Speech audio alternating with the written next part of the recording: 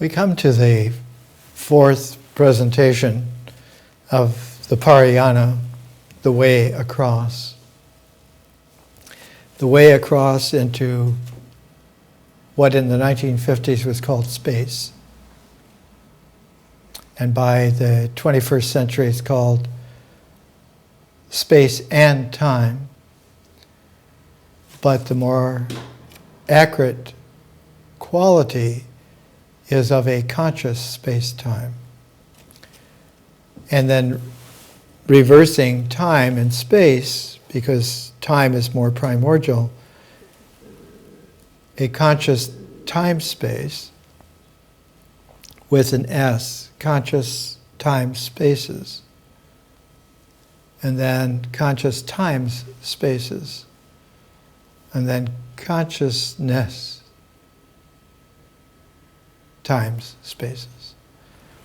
In order to get these dimensions, it's a very simple adjustment to make. Yesterday, on the international news, BBC, one of the head honchos for the euro dollar was being interviewed, and he said it is about 2 years more to go before we get rid of the fragmentation and have the banking ordered in a global way. And the interviewer, who was Chinese, a woman, she said so that by 2016, it should be looking good then. And he nodded and said, yes, that is the plan. And it's gradual, but is moving towards that. This is a purely egotistical, lopsided, integral only projection. It is a quality of error when one is dealing with integrals, but it is a quality of delusion when one is dealing consciously with differentials. To emphasize this, I brought a historic volume. This is the NASA publication on Pioneer, the twin Pioneer probes, Pioneer 10 and Pioneer 11, first to Jupiter and Saturn and beyond. Much is being made out of the Voyagers, but it's interesting and finally slightly imperative to realize that the pair of Voyagers was preceded by a pair of Pioneers, and that it was unheard of at the time that the Pioneers were conceived that they would be able to do what they not only had been able to do, but are still doing. To remind, as the two Voyagers are still coursing and beginning to penetrate into interstellar space, the two Pioneers, much slower, though they were previous to them by about 5 years or so, they're also forming what is a pair of pairs. It's like a great star of 4 probes sent out in the early 1970s, but conceived with the Pioneers in the mid-1960s. In fact, 1967 in March was the first time that the Pioneer program was conceived in such a way that it could be presented as an engineering problem and of an industrial assignment. And eventually, one of the early illustrations in the NASA volume on Pioneer is this photograph. And this photograph is of Pioneer 10 being readied in an industrial-sized clean room in Los Angeles in the technical digs of TRW. TRW at the time, in the late 1960s, was one of the most powerful advanced corporations in the world. What is interesting about this photograph, and I will bring a second photograph for the fifth presentation to show you that this same scenario is currently being played out, is on the net today and yesterday, of the new Orion space vehicle. It looks identical to this from 45 years ago. The very same people are involved, not TRW, but the inheritors of TRW. But what is even more poignant, and I use the term poignant, the text of this reads,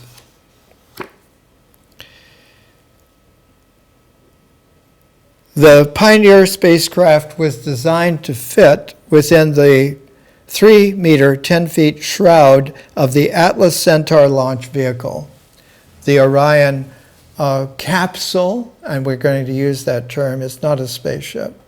The Orion capsule is much bigger. It's about 30-some feet instead of 10. Each spacecraft was stowed with its booms retracted and its antenna dish facing forward, i.e. upwards on the launch pad. Basically, the two spacecraft had to be extremely reliable and lightweight. Their communication systems had to transmit information over extreme distances, and each had non-solar heat sources to supply electrical power.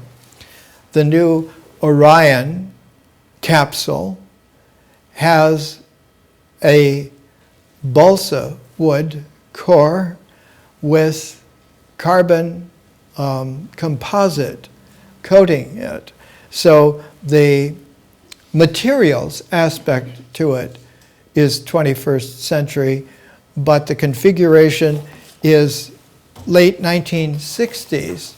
And TRW at the time was headed by the R in TRW, and that R stood for Simon Ramo, one of the most powerful reaches in the world at that time. And in order for him to cash in on the fact that they were building the first really complex interplanetary probes, he began to take, as the English used to say, the bit between his teeth. And he wrote 2 books on the planning of higher education, which made the rounds. In 1969, the book was entitled Cure for Chaos, and the subtitle, Fresh Solutions to Social Problems Through the Systems Approach, published by David McKay and Associates in 1969. I remember when it first came out.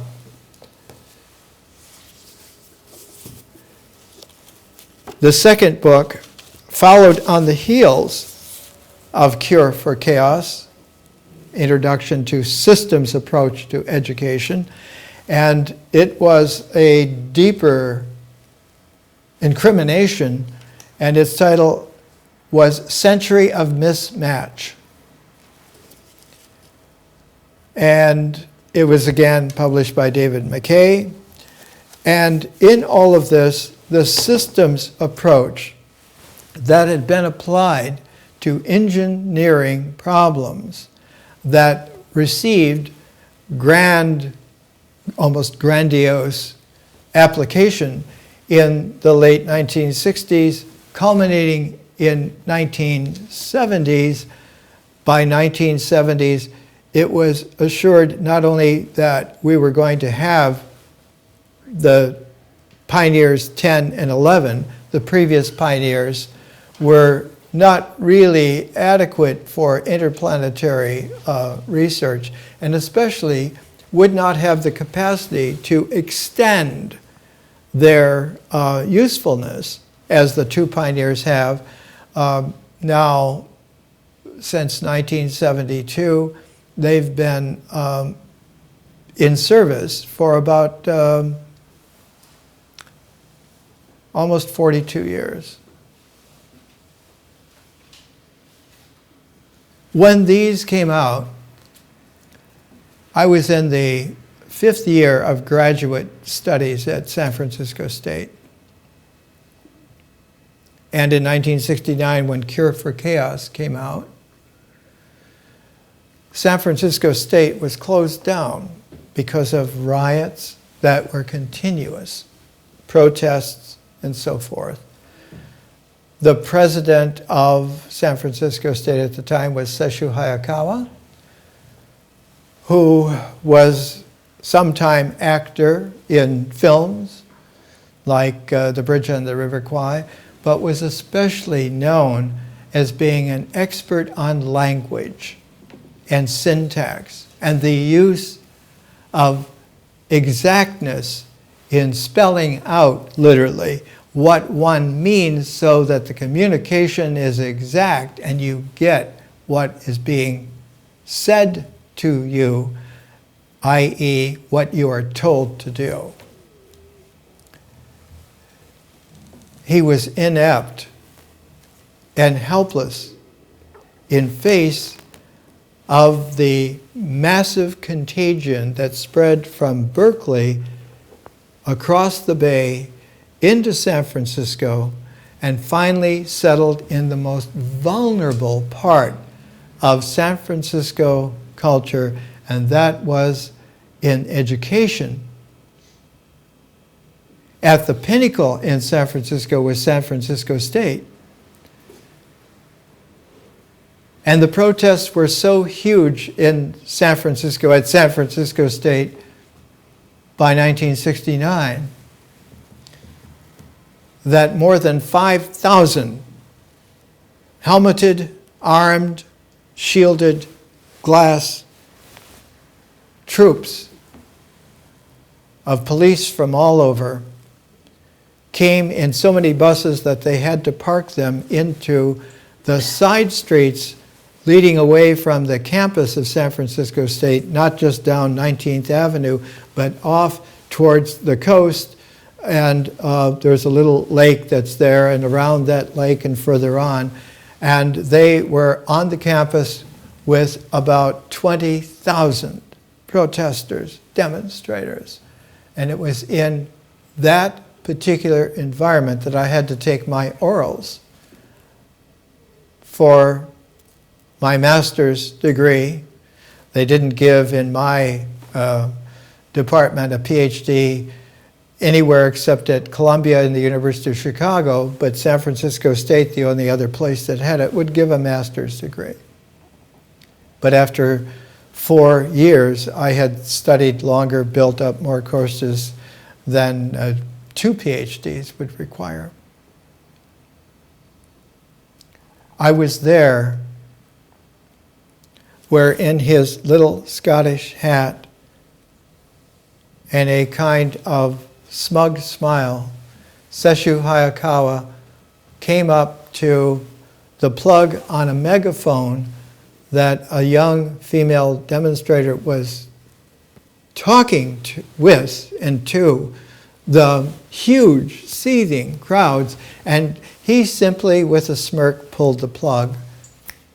And that was his language communications expertise. The next day when I took my master's orals, there was so much tear gas that even though I was in a building on the second floor, it kept seeping in.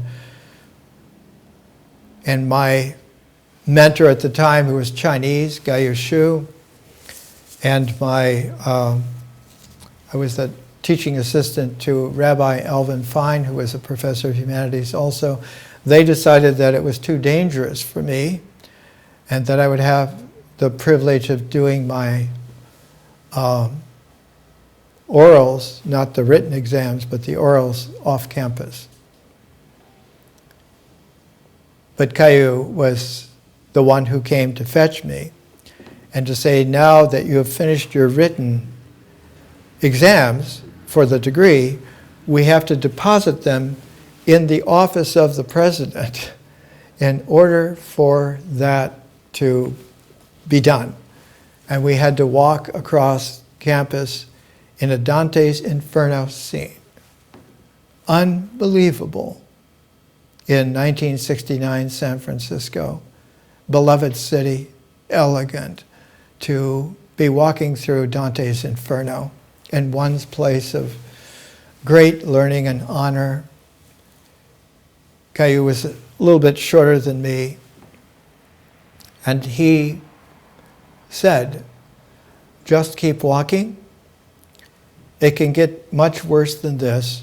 I was in Nanjing when the Japanese raped the entire city and machine gunned our professors in front of us to show us that behavior was required. It's an important thing to realize that in 1962, a book came out from the University of Chicago Press and reprinted in their Phoenix Books paperback series later that year by Raymond Callahan. And its title is Education and the Cult of Efficiency. And it was an examination of American education proceedings, especially in the early 20th century when it began from 1900 to 1910, and how it was stepped up in the 1920s to become, I think the term now is a tsunami. This is some of the preface that Callahan put in. When I began this study some 5 years ago, that would be 1958. That's when I entered the University of Wisconsin as a freshman. My intent was to explore the origin and development of the adoption of business values and practices in educational administration. My investigation revealed that this adoption had started about 1900 and had reached the point by 1930 that, among other things, school administrators perceived themselves as business managers, or as they would say, school executives, rather than as scholars and educational philosophers. The question which now became significant was, why had school administrators adopted business values and practices and assumed the posture of the business executive? Education is not a business. The school is not a factory. Of course, by 1910, the scale of operations of both business and education in the large cities had produced large organizations, and so it was reasonable, even legitimate, to expect the borrowing of ideas and techniques from one set of institutions to another, but the evidence indicated the extent of the borrowing had been too great for such an explanation to be adequate. I felt that the adoption of business values and practices might be explained simply by the process of cultural diffusion in which the flow of ideas and values. is generally from high status or power groups in a culture to those with less status and power. By 1905, is James Bryce's History of America was early in the 20th century, the best history of the United States written to date. As he pointed out, business was king in American society, and certainly between 1910 and 1929, if not down to the present time, 1962. The business and industrial group has had top status and power in America. On the other hand, it does not take profound knowledge of American education to know that educators are and have been of relatively low status, low power group. So I was not really surprised to find business ideas and practices being used in education. And then the conclusion in italics, a couple of sentences. What was unexpected was the extent, not only of the power of business industrial groups, but of the strength of business ideology in the American culture on the one hand, and the extreme weakness and vulnerability of schoolmen, especially school administrators, on the other. So that the 1960s is the thumbprint of the pivot of the whole development of the power structure that now, by 2014, seeks finally to mop up fragmentation and get it all together so it's global in its reach and its efficiency.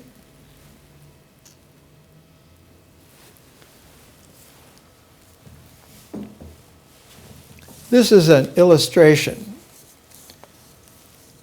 by the oldest son of Carl Sagan, Dorian Sagan. It's of a diagrammatic hand reaching to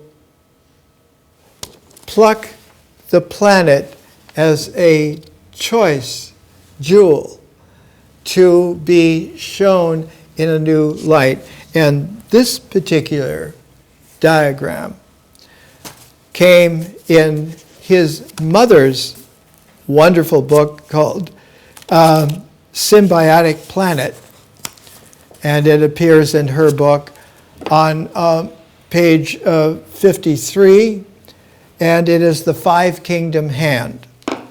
The Five Kingdoms is a book that his mother did with a friend of hers called The Five Kingdoms, of showing that there is a hand which is a universal symbol of greetings. One finds it everywhere. I've been using the Buddhist hand ever since I resigned a tenured professorship in Calgary, Alberta, Canada in 1975, and 5 years of students and friends and faculty put their money and minds together, and they purchased for me a hand which had been the door handle to one of the chief Vietnamese Buddhist temples in Saigon, and that one had to grasp that hand and turn it one way or the other, chirally, in order to enter into the monastery hall. And they presented that to me. I'll bring it next week. I still have it. And ever since then, I've used that hand with the jewel of Parayana in its cup as a symbol. The Five Kingdoms are the five major phyla holding groups of life on this planet, as far as we know, they're consistent with everything that one would expect in the universe. The universe has a consistency to it. The Sanskrit word for universe is dharma dhatu, the being there of truth, the universe. The quality of Dorian Segan, who was born in 1959, the quality of his illustration, I have illustrated with 5 pages from his mother's book, and his mother's name is Lynn Margulis. She remarried after Carl Sagan dumped her after 8 years and a couple of sons, and married again and dumped her. She was Linda Saltzman, and his third marriage went to Ann Druyan, and we'll talk about Anne both this presentation but even more next week. Lynn Margulis has a distinguished biography. She died in 2011, and she was one of the great geniuses in the development. One finds in Answers.com, there's a 6 or 7 page single-space biography of her, and it takes more than a page to have just a select bibliography. She was distinguished at several universities, and towards the last couple of decades of her life, she was at the University of Massachusetts in Amherst, Massachusetts. And where she lived and where she taught at UMass in Amherst was within very short walking distance, strolling distance, to the home in which Emily Dickinson was born and raised and wrote all of her poems and passed away. So that the spirit of Emily Dickinson, her brother had become the president of University of Massachusetts at Amherst, and eventually went to Congress.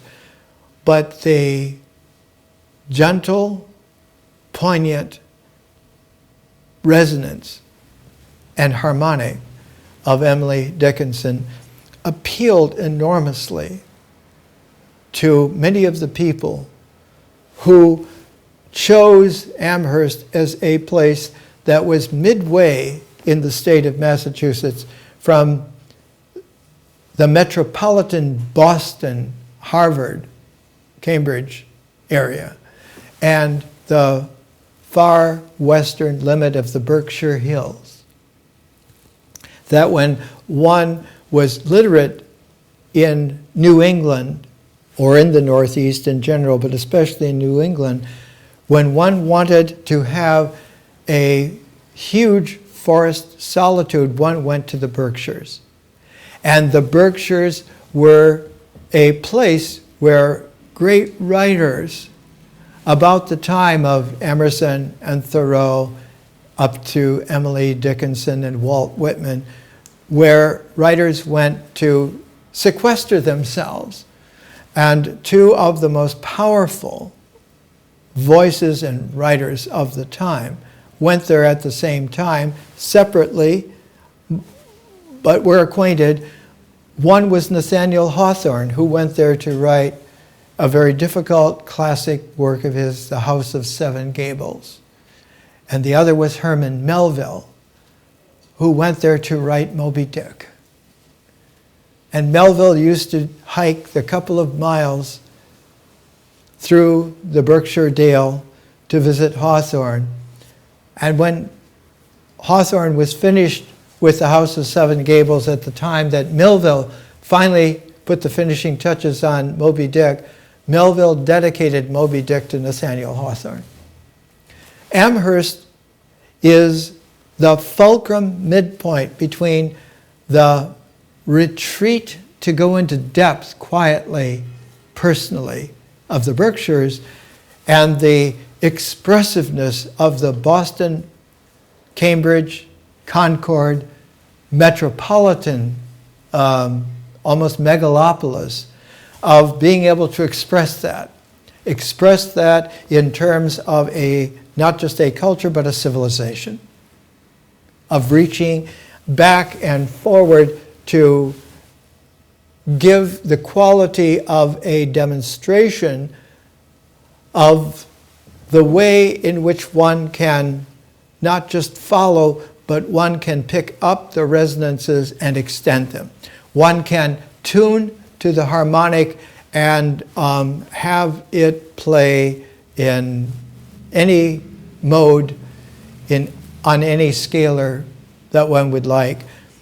And it is women like Emily Dickinson and Lynn Margulis, her second husband was named Margulis.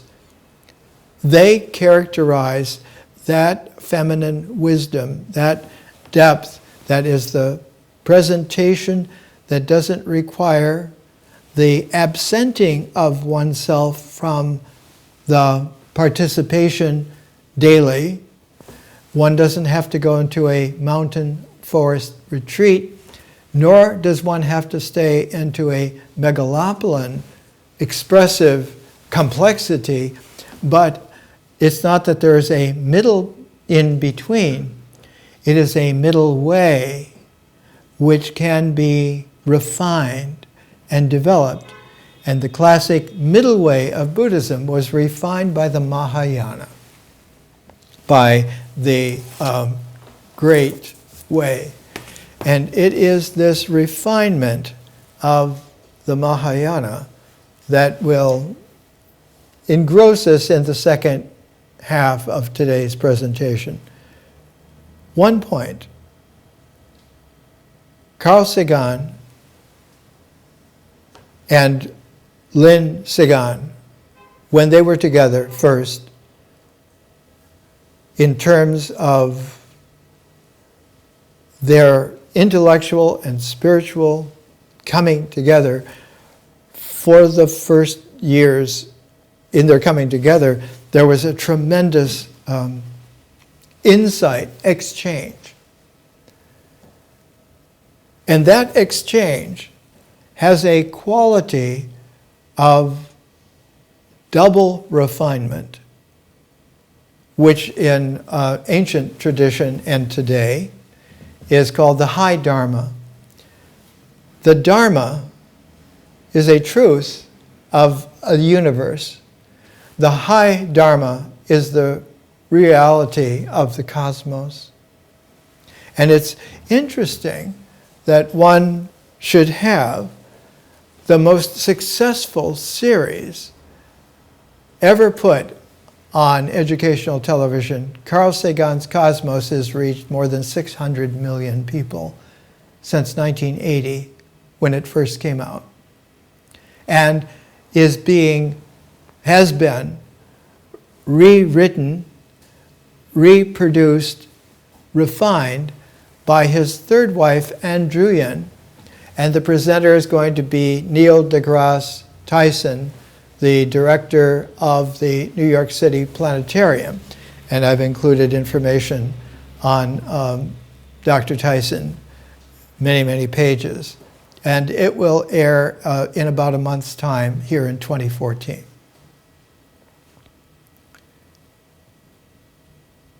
One of the most interesting books by Carl Sagan is entitled Murmurs of Earth, The Voyager Interstellar Record by Carl Sagan.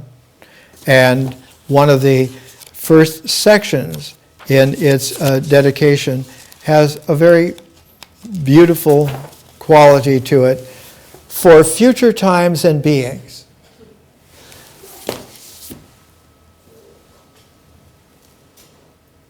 The person who collected the music for the plaque that the Voyagers carry and still carry out now into interstellar space. That music was selected and put together by Andrewian. But for the pioneers that also had gold plaques for the first time, that was not just music but sound.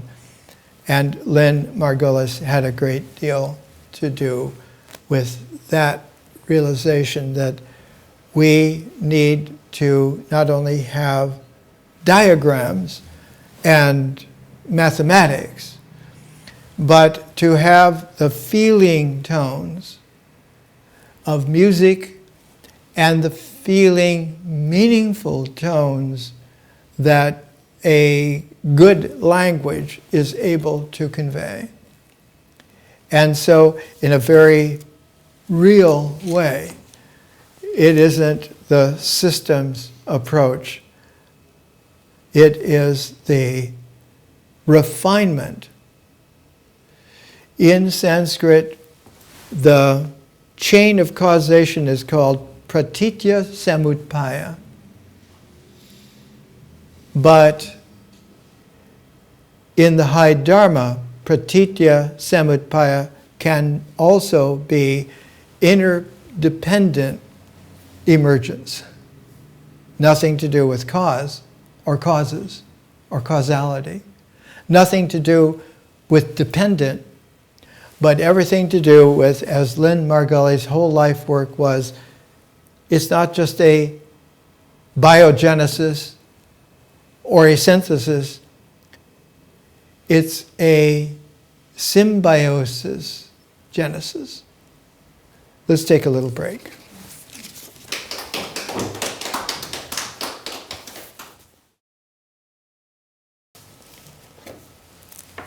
Let's come back to Lynn Margulis in Amherst, Massachusetts,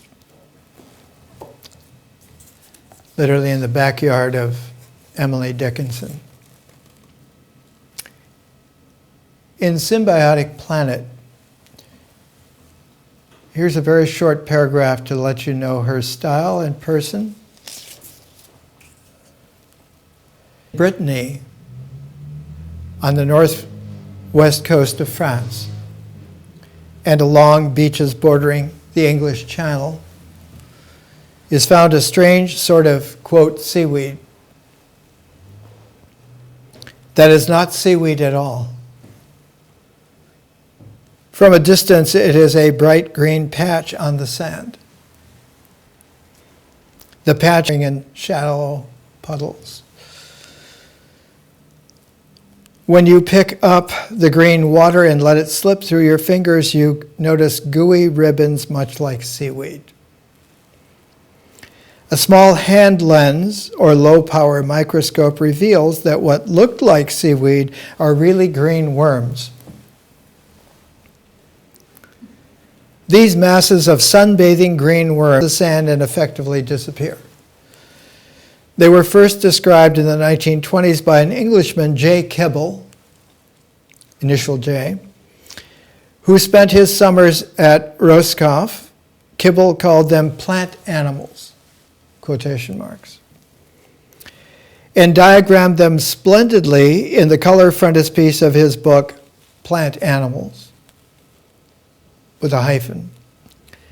The flatworms of the species, Convoluta roscoffensis, are all green because their tissues are packed with platymonous cells.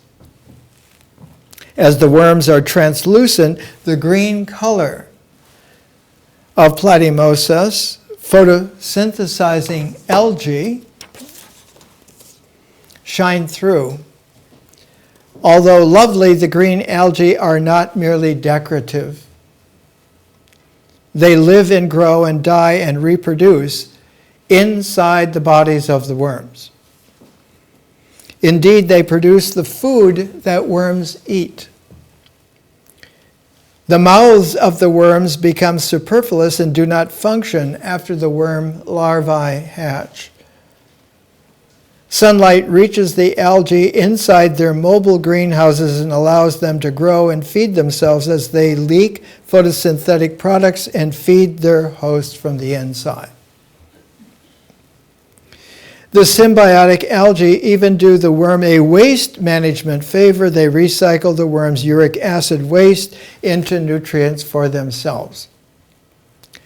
Algae and worms make a miniature ecosystem swimming in the sun. Indeed, these two beings are so intimate that it is difficult without very high power microscopy to say where the animal ends and the algae begins. Interdependent arising. Life is not a dependent chain of causality. Only a deluded individual functioning seemingly independent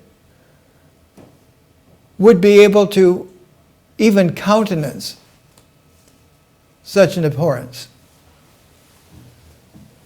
And yet, the systems approach, powered by an industrial,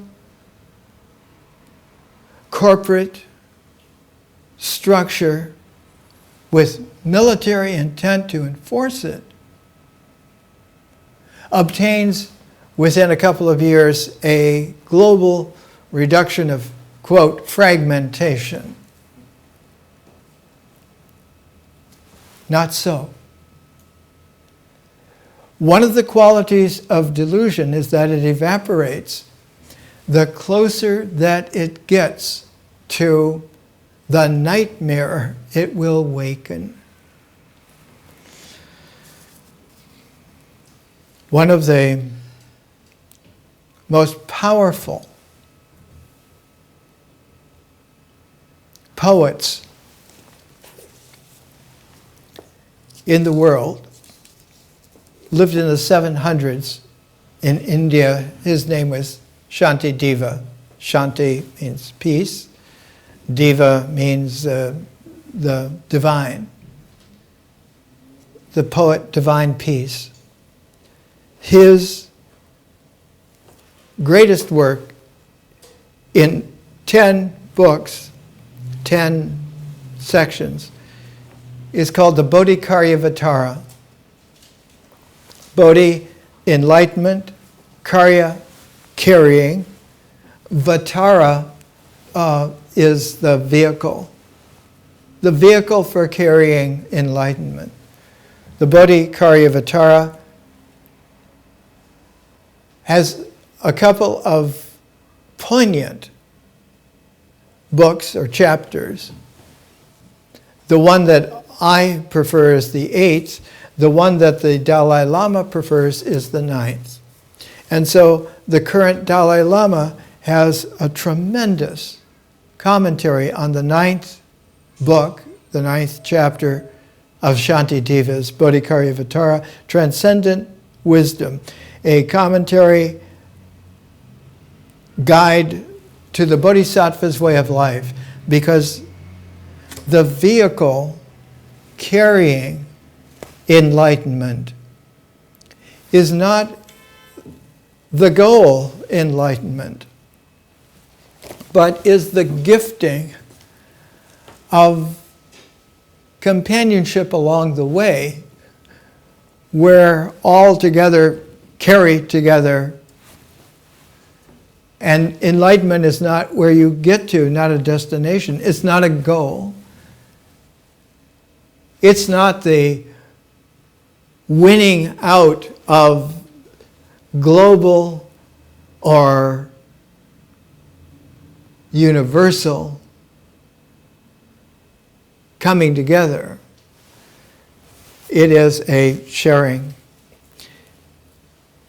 I'll come back to the Dalai Lama. He gave up a couple of years ago his position as the head of the Tibetan state, the Tibetan government, as well as the head of Tibetan Buddhism, the Vajrayana, Vajra being the diamond, Yana, the way, the diamond way. One of the characteristics of the sect of the Dalai Lama, the Geluks, the Gelugpa, is that they train themselves in debate. They are masterful debaters, which should be distinguished from masturbators. Shantideva does that in especially a poignancy of the 8th book, the 8th chapter of the Bodhikaravatara. This is a great translation of Marian Maddox. There is a world's classic translation also, which is generally available, but I learned from this translation, and I still prize it. The hand is loved as a member of the body. Why are living beings not loved as members of the universe? And universe here should be more properly translated as the cosmos. The universe in Sanskrit is Dharma Dhatu, the being there of truth, whereas in the high Dharma, the term occurs in a pair, tathata and shunyata. The tathata is the suchness. The shunyata is the suchness gone. In Sanskrit, gone is gata.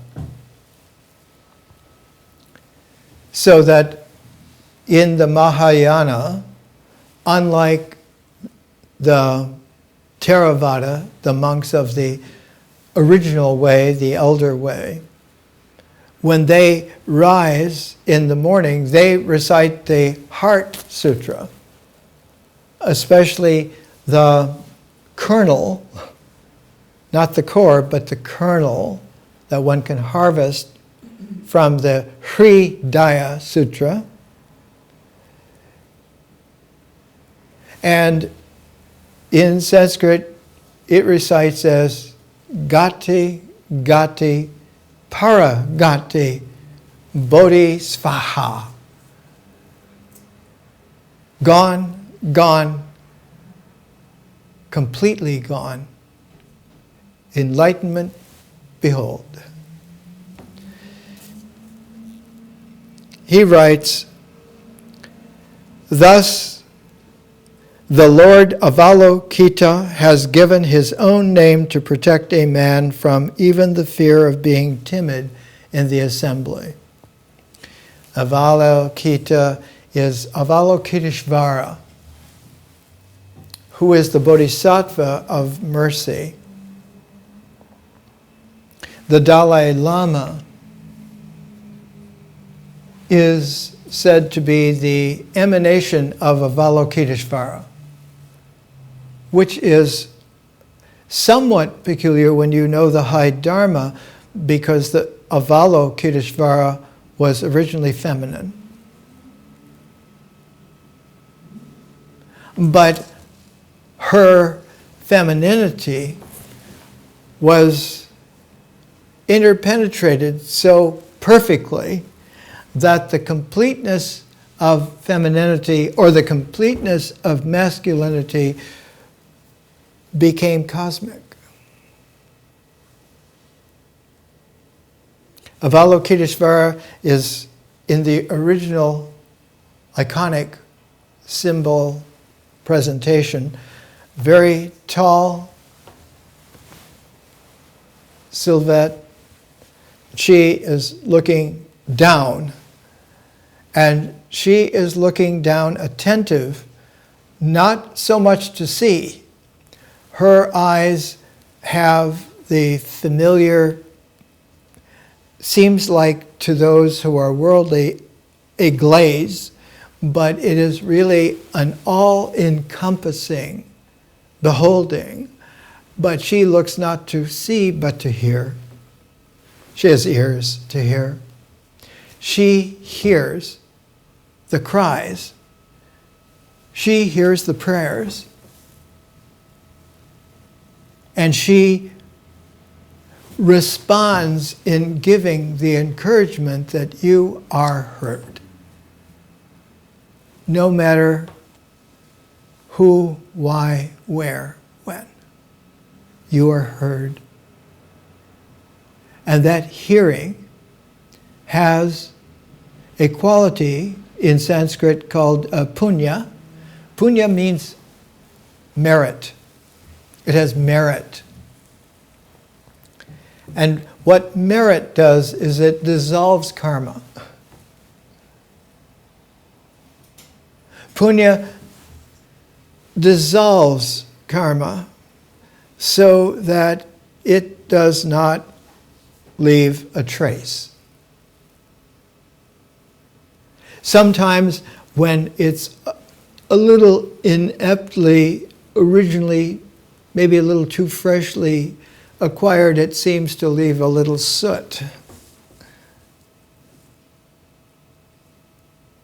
That's a function of one's inexperience and of need to not just pursue and practice, but to resonate differentially into kaleidoscopic, jewel-like beholding. Here's how Shantideva follows this. One should not turn from difficulties because of regard for his reputation. One is without rest protecting that reputation. Whoever wishes to quickly rescue himself and another should practice the supreme mystery, the exchanging of himself for the other. That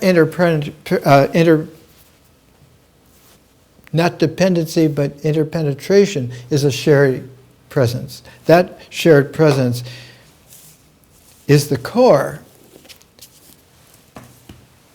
If one is going to understand in terms of the mind, it is the fragrance that appreciative beholding comes into play. The way in which the Mahayana was first originally presented in language by Ashvaghosha about 90 AD. It's contemporaneous with the Apocalypse of St. John.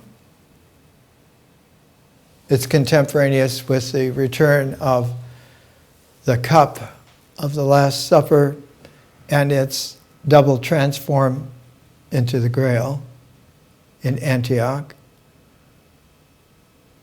This is how Ashvaghosha, in the beautiful translation by D.T. Suzuki, made in Chicago, a Japanese young Zen master. He was just in his early 20s, in Chicago at the invitation of the Open Court Publishing Company that was getting set to do a lot of translating and publishing, and it came to the Chicago just before 1900 of 1898, and this is D.T. Suzuki's exquisite translation into English. The threefold significance of the Mahayana explained. Again, the quintessence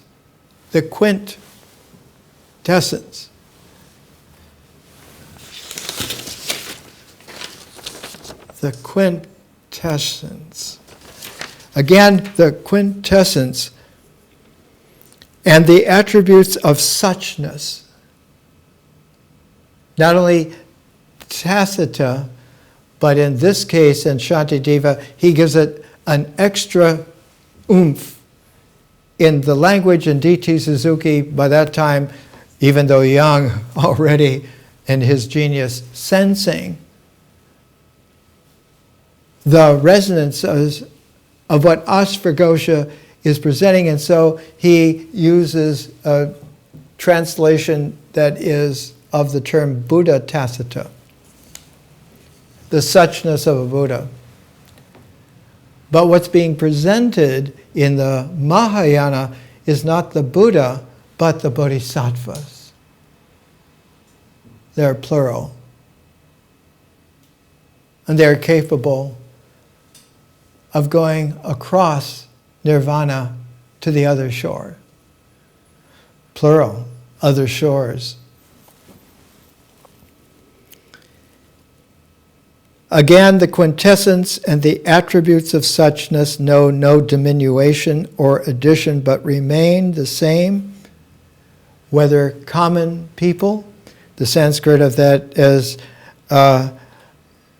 prithajnana.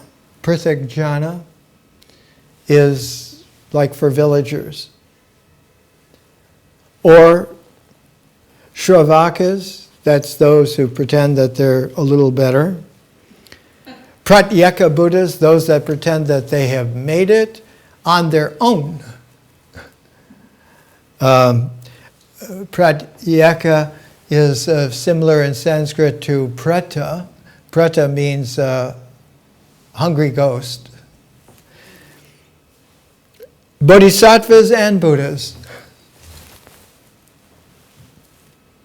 It was not created in the past, nor is it to be annihilated in the future. It is eternal, permanent, absolute, and from all eternity it sufficiently embraces in its essence all possible merits, punya. That is to say, suchness has such characteristics as follows. The effulgence of great wisdom, the universal illumination of the Dharma Dhatu, the universe. When the universe is illuminated, not just lighted with photons, but illuminated with a very high Dharma consciousness, it radiates. It radiates such that you don't have to have a ticket, you just climb on board. The true and adequate knowledge, the mind pure and clean in its self-nature, the eternal, the blessed, the self-regulating, and the pure. The tranquil, the immutable, and the free.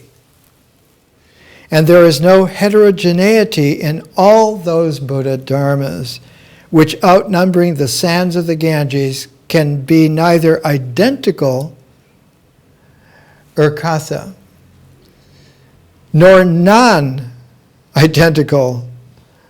nanarthra, with the essence of suchness, and which therefore are out of the range of our comprehension. Accordingly, suchness is called the Tathagata's womb, Tathagata Garbha. Womb is feminine. It is feminine in this sense of mother. If someone is still into identification, one thinks that the high Dharma has to do with a mother goddess. Oh, yes. Even high presentations, like in praise of Tara, songs of the Savioress, that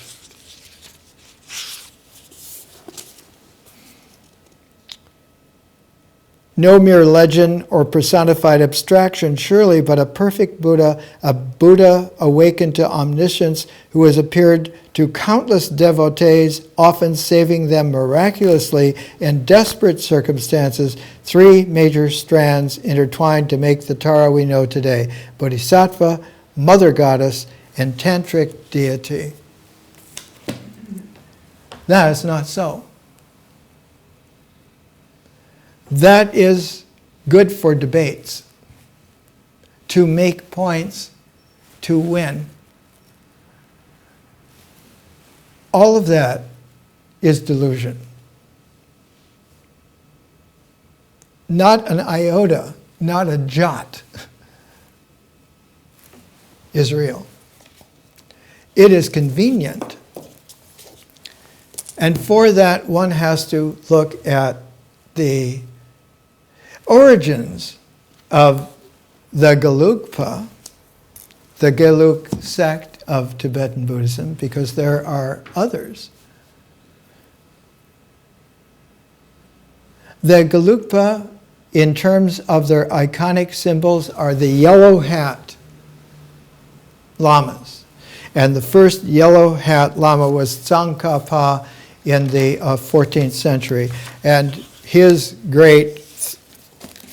the great treatise on the stages of the path to enlightenment is now published by Snow Lion in 3 huge volumes. Tsongkhapa. And we'll talk more about Tsongkhapa a little later, because in the Parayana we need to understand the lineages, the heritages, and the combing through of all of them, so that we can emerge refulgent, free, and purely out of business of being let go. The origin of Tsongkhapa is from Atisha. And Atisha wrote near the end of his life in the late 1030s AD, a lamp for the path. And there's a commentary, and there's an appreciation by the 14th Dalai Lama, as one would expect. Atisha came to revive what was supposed to have been the disappearance of Buddhism in Tibet. What Buddhism was in Tibet before. That sect is called the Nyingma. They're the black hat lamas. In our recent time, like the Dalai Lama is the head of the Gelugpa, the head of the Nyingma was Dujam Rinpoche. And Shambhala Publications put out a big 2-volume, 1,700-page book series of hundreds and hundreds of pages by Dujam Rinpoche to give the development of the Nyingma.